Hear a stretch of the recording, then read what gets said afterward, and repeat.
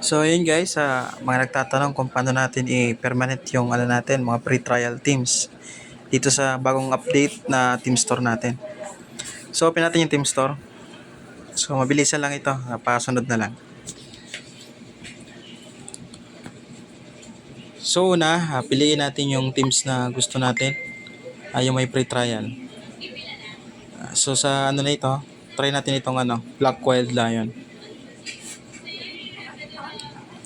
So free trial tayo, pinutin natin yung free trial. So after ma-download yan, mag-loading yan sa 5 minutes na free trial. So sundan nyo lang yung step na ito para mawala yung free trial. At the same time, magamit nyo yung teams na yan na walang bayad. So balik tayo dito sa logo ng Team Store. Hold nyo lang yan.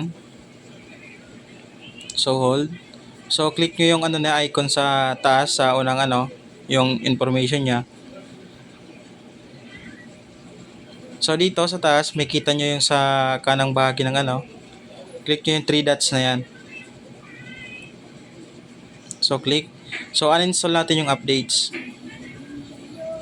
So okay.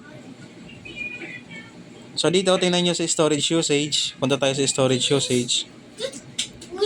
So okay na, na-clear natin yung sa storage niya. So balik tayo. So punta tayo dito sa display over other apps. So pindutin nyo lang yan.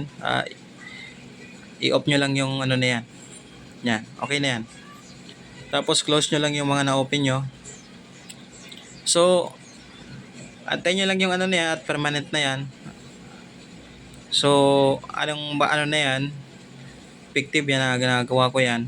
So pagkita natin na naka-latest tayo sa Android 13. So Realme UI 4.0 which is Android 13.